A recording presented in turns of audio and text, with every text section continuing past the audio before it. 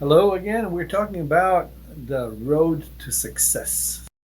Money can buy love. Nothing wrong with being rich. Just gotta find that magic niche. Nothing wrong with being rich. Woo! Something that is defined in many different ways by different people, but success for different people is different things. So I know that one definition that I really enjoyed was that success is if you're invited by a friend to join him in Hawaii this weekend, that you go and join him with your family without looking at the balance of your bank account. That's pretty successful. So there is, of course, different levels of success for different types of work and types of characters and people. So we'll break these down into three categories, which is important for business success and real estate. So the first and most basic is the employee status. So we are all a lot of us are brought up in an environment of which is going to school and finishing school and getting a job. So that will be the employee route. The employee is expected certain things. A good education can get you there. Then you have your performance and passing all your performance valuations, and then you're trading your time for the salary and benefits you're receiving. And this can all be very rewarding if you are able and willing to follow instructions. It doesn't always have to be a pleasure trip because of the fact, and why people mostly hate or don't like working for other people is because there's all these corporate things that get in the way. There's justifiable or non-justifiable bosses that can expect you to do things that should not be done that way, but you got to do them because you're told by your superior to do them, and that might not work with a lot of people. So it didn't work for me. I always thought that there's better ways of doing things, and in the 3-4 jobs that I had during my employment era, I did not agree to a lot of things that one day I just decided that that's not for me. Now, if you make a decision to work for yourself, that's the American dream. Work your own hours, be your own boss. But let's kind of bring ahead one of the most important things here. So what did we not agree with when we were working as an employee? We didn't agree to working 9 to 5. We didn't agree for actually listening to directions by a boss that we felt did not have it. And we didn't just like the environment of wasting time to achieve somebody else's goal. So we actually got into business for ourselves, became an entrepreneur, and now we are working for the worst boss, one that doesn't have any bossing experiences, and working our own hours, which is usually 0 to none. So unless you are capable of performing just as if you were working for a corporation, if you're ready to put the hours in, and if you're ready to learn and get the necessary education continuously and perform, you will not be a good entrepreneur, and you will be kind of happy that you don't work the hours that you would work for a corporation, but you would not be happy with not working at all and not making money. So there's people that are born to be entrepreneurs that are great in that can actually manage people, be on time, be in the morning, wake up, go to the gym at 5 a.m. and then get up and run their businesses and stuff like that. I put my hats off to them because I'm not one of those. So if you're one of those, entrepreneurship is good. And then you have the third final category is being a business person, where the entrepreneur works for his money, the business person has his money or her money work for them. So that we'll talk separately because it has definitely a special place in this segment of success. So let's just go back to entrepreneurship. So regardless of the industry and stuff like that, to be a successful entrepreneur, you can't see entrepreneurship or your business as a magic vending machine, as one of my fellow people said. Like you put $20 in and then it throws out $2,000. It doesn't happen that way. You got to work in it. So you got to find the products or services that will be that are demand, that have a demand on the market. You have to bring that product or service in front of the consumer. That's advertising or marketing. So you got to bring it out there, unless otherwise people don't know about it. And we'll put it in the perspective of real estate soon. And you got to make those people that you brought this product to want to work with you. So unless it's a single product that nobody else has, you have to fight for your space under the sun with that product. So I think we made a good choice here in real estate, that we are dealing with a good product, homes, or other real estate products. So to start with, the first thing we need to start with is what product we want to deal with. What are we comfortable with? What are we good with? What do we have our passion with? Is it residential real estate? Is it commercial real estate? Is it warehouses? Is it business opportunities? What is it that we're good with, or we just want to do homes? Multifamily, investment properties, you name it. There's all kinds of products that you can find out in the courses that we have, or with your own broker, and choose. Once you choose, you have to choose the one that you're passionate about, because if you don't have the passion for it, everybody will know, everybody will feel it.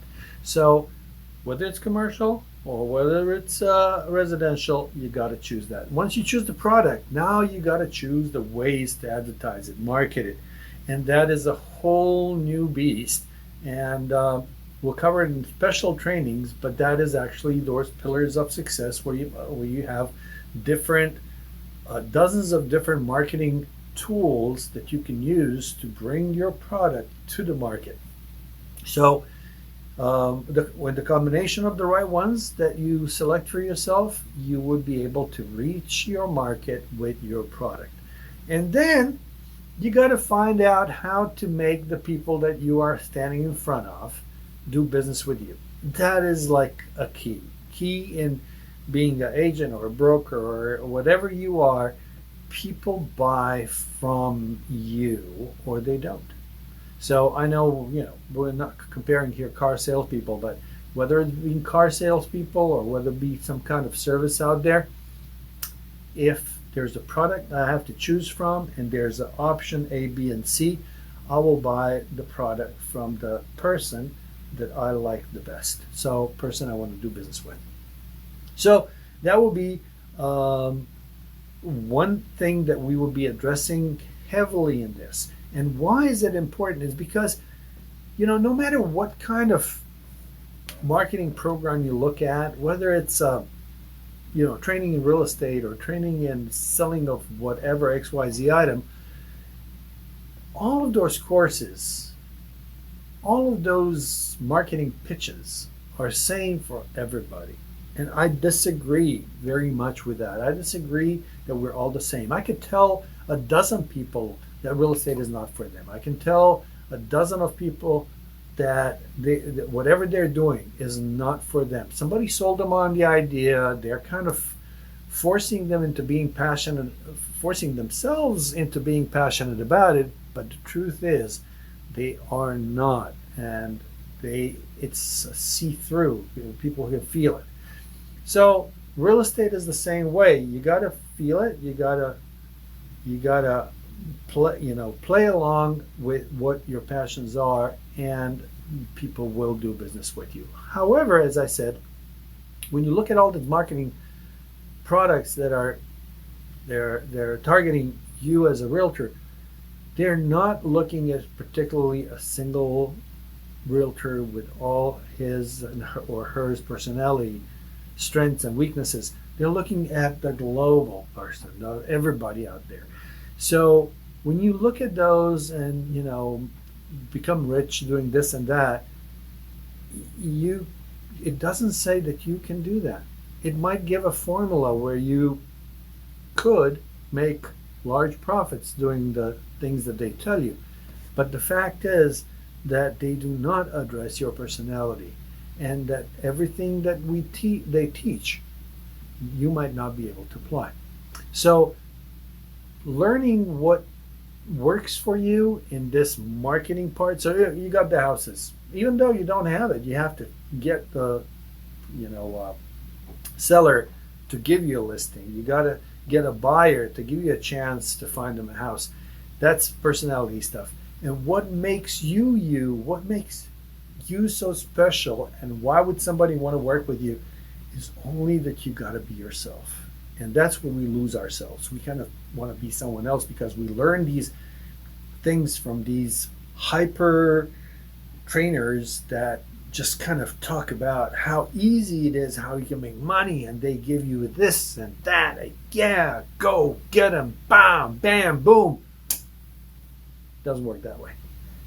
So I've had, fortunate when I started in the sales business, I was in a door-to-door sales organization, and we did something that I haven't seen anybody do in real estate. I went through courses with Keller Williams and other local Century 21 local brokerages to see what do they teach agents and how.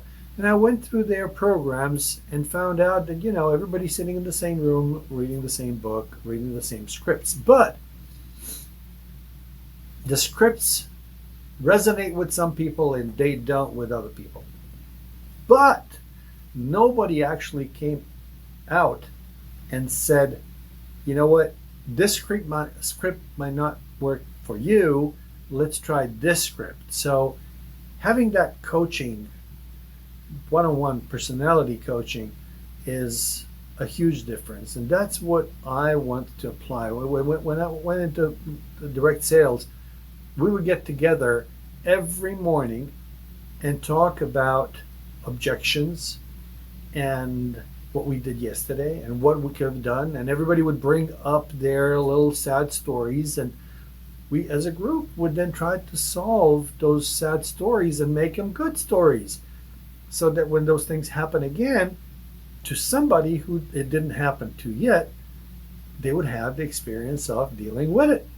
So that's what number one goal in the Zigic Real Estate Global organization is, to have that mentoring, coaching that will not be one for all, but it would actually address every person in a nice, safe environment, so that everybody can grow based on their own personalities. And we would find out what they are and what the challenges are in daily sessions.